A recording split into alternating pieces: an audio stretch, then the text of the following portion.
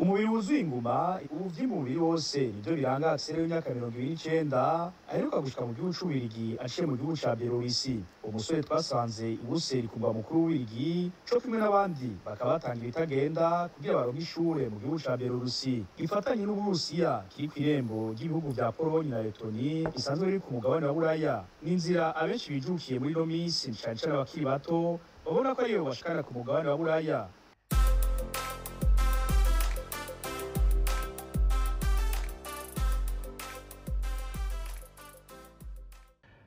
Mwaramutse. Ejo bundi numvirije kuri BBC umugabo yagiye muri Iburayi aciye muri umenga Belarus nazo ko igihugu gihana urube n'Uburusiya. Nibaza ko gitwarwa n'unga yitwa Alexander Rushavenko. Baramuvuga ko cyane abantu baramwidodombera. Bon, Belarus ntacyo ndakizi ko cyane, ariko wewe icyo yaragamije ko ari kugenda ngo kuri buruse muri Belarus agaca bandanya ni Burayi, hanyuma baramukubagura ibintu nk'ivyo. Icyo nashaka kuvuga gusa nuko yakoresheje amafaranga ngo ashika ibihumbi 7 by'amadolari. Jewe navuye i Bujumbura itariki 11 z'ukwezi kw'indwi umwaka uheze, ndarondera ishuri mu gihugu ca Belarus. Yagira Imana barimpa yantaye amafaranga ibihumbi 7 by'amadolari. Birumvikana amafaranga abantu benshi bashoboye kuyaronka, tuvugishije ukuri mu basore, mu bantu bari mu gihugu cy'iwacu biragoye. Sisi wacu gusa amadolari ibihumbi n'amafaranga menshi mu bihugu byose. Hanyuma icyo nako ndavuga jewe nibaza yuko i Burayi hari ikibazo kimwe cyahabaye. I Burayi ubu abantu b'imyambukira b'impunzi baragwiriye cyane. Urabona igihe Libya isambukiye haciye haba nk'ahantu h'igitobora abantu benshi bo muri Afrika bacamwo, hanyuma haba ingwano muri za Somalia, za Sudan, abantu bagenda hariya, mu nyuma beranonyuka haba intambara nyinshi cyane muri Middle East, za Syria, za Afghanistan n'ahandi. Abantu baba benshi cyane i Burayi. Ugire kuri YouTube ahubwo akubwira ko Abafaransa, Abongereza nabo bariko bashaka kuvayo kubera abantu babaye benshi cyane, ubuzima buragoye. Sinzi neza uko babayeho mugabo ntivyoroshe, ibihugu vyabaye sature ku buryo nibaza ko niyo uhashitse atavyo kwirutsa bihari, kubera nyene iyo abantu ari benshi amaserivisi acaba make, kubona akazi bigaca bigora, ibintu nk'ivyo. Jewe rero nakwiyumvira umpaye nk'ibihumbi ndumva ni jewe, uwundi muntu ashobora kwiyumvira ukundi.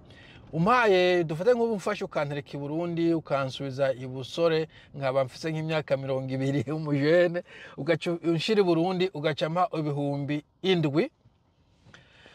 Bo kubera mfise ukuntu Uburundi abuzi ntivyombuza ko niyumvira gusohoka. Hari benshi bavuga ngo je noca nkora umutahe ngacuruza canke nkarima ibintu nk'ivyo, aho ni sawa. Mugabo navuze jewe kubera nibaza ko nahizeye cyane, niyumviye gusohoka Uburundi noraba aho bavuga muri East, donc ko West yabaye satire muri East. Bo hariho West itaraba satire, novuga ibihugu neza ko Canada icoroshe hakigendeka, ibihugu nka Australia, mugabo navyo neza ko ibihumbi 7 bitogushikanayo.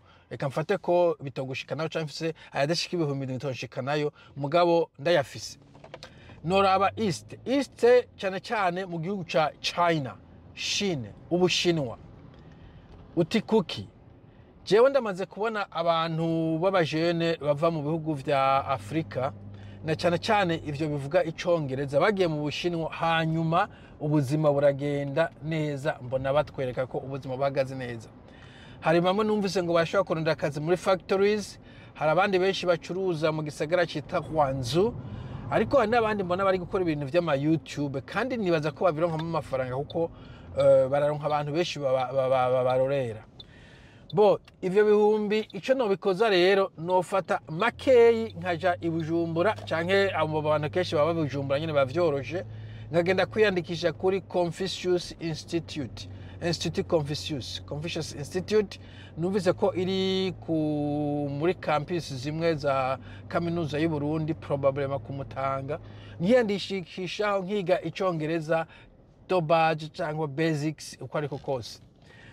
ndiko ndaciyandikiye ndiko ndaciga nkaguma ndondera amaburse canke scholarships zo kuja muri China, kuja kwiga mu Bushinwa. Nuguma ndondera uko ndiko ndaciga, ariko na cyane cyane nkiga kuvuga igishinwa nkaba umuntu nzi kukivuga neza. Mejeje ndibaza ko ibyo bihumbi ndwi hoba hariko menshi agisigaye, ngaca ubien naronse burse ngaca muri Chine, canke ntayirose ngaca mfata ibihumbi 2 nkagura itike yo kuja muri Chine. Sinzi ukuntu baronka amaviza baje mugabo ivyo no bitohoza, nkayironka nkagenda visa sinzi ukuntu bazisaba mu ico kintu no bandiko ndaciga muri aba mezi 3 no bandiko ndiga muri iyo myaka no bandiko ndiga igishinwa. Hanyuma mfise burse cyane nafita burse ngaca ngura akantu k'akakamera gatoyi nk'izi zivuga action camera canke nubwo ufata telefone nziza nazo zidashikana ku 500, nkagenda muri Chine nkaza ndavugana n'abantu ku mabarabara, mbonye umukecuru ari gukora utuntu wanjanja hawanjanja ndamubaza utuntu, ukaza ugenda mu gisagara. Ibindi ko navuga ntabwo ari renovation, ni ibintu ntabwo ari a new thing, ni ibintu abo bagabo bo muri West Africa canke Central Africa, hari no mu Burundi kwanza ariyo umenga yaravuye yose ndanteragiye, ariko bikora ni ukuvuga aragenda akaza aratembera ahantu yereka abantu batazi muri Chine muri China arangene bagira umunsi mukuru, hano hari beach bakoze artificielle, aba bano bakecuru iyo babonye umwirabura ukuntu banezerwa, ugakora ibintu nk'ivyo. Ni nka YouTube itinera, donc aguma zunguruka azarekana ibintu vyahageze, avugana n'abantu muri Chine. Rero bifasha kubera harimo abantu benshi uvuga igishinwa baca baza nabo nyene bashinwa bakajamo, hanyuma gacaba nabo hanze abanyamerika bo muri Australia bifuza kubona umuntu w'umwirabure ariko arazunguruka hanze avuga ururimi rwo mu kindi kirimi, gutyo ukaronka amavu, ukaronka subscribers, ukabona amafaranga agutunga. Gusa wobigira neza ko togira umwuga kugumuzunguruka isi, wogira wo bufise plan nuvuga kenkenare cyangwa cyaba politicien plan y'imyaka myinshi, ku buryo ugira igihe uti narose amafaranga reka nje kwicara mbe securize haba mu Burundi cyangwa ahandi ushoboye kuronka ubwene gihugu. Mugabo ndibaza ko ushobora kuronka amafaranga uri kurazungura muri China na kamera yawe uvugana n'aba Chinese, kandi ufise ibihumbi 7, nibaza ko vyo gufasha gushika kuri iyo step. Nubwo to succeedinga muri YouTube uzi igishinwa cinshi, ukamenya Kirundi, Gifaransa n'icongereza, urashobora kuronka ubuzi muri aya entreprise y'abashinwa ariko arazunguruka hirya na hino akora ama business muri Afrika n'ahandi. Nibaza ko vyo nagufasha nubwo to ba succeeding, n'igihe wowe ukiri kuri igishinwa ngaho mu Burundi ushobora kuraba ukuntu wiyentereza ku bintu by'abashinwa, gutyo ukazoronka akazi mu bashinwa ukaraba ko boguhemba neza gusumvya mu bundi buzi bwinshi. Donc ico nico nokora jewe, hashobora kuba hari ibindi vyinshi, mugabo ico nico kintu nabonye umuntu afite amafaranga meza ari umujene ashobora kukiramo investment muri ivyo bintu akaraba ikivamo. Kenshi na kenshi iyo ukeneye gutera imbere bavuga ivyo bita ngo think out of the box, ukaraba ijya formule ihari ukaraba yindi formule nshasha umera nk'uwuzanye.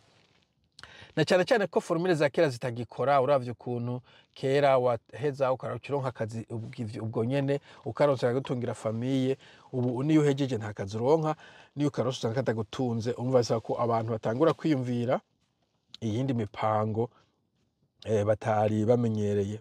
Nico nashaka kuvuga, nibaza ko bidafasha cyane kubera abantu benshi ibihumbi n'amafaranga menshi cyane kugira ngo bashobore kuyaronka, ariko uronse 4-5 canka yari yose ugenda urabe iyo Confucius Institute ko hari kuntu woyubakira ko igishinwa, hanyuma ukaraba ko hari ama opportunity ari muri China, kuko China ni igihugu kiriko kirakura cyane, abantu babo bari gusohoka gose. Nibaza ko bishobora kugufasha d'une manière ou d'une autre. Just a thought, sinzi sinabitohoje cyane ngo ndabirondeze gose, ushobora kuguma ukora ubushakashatsi ukaraba ko bishoboka. Sawa rero mugire umunsi mwiza, tuzosubira, bye.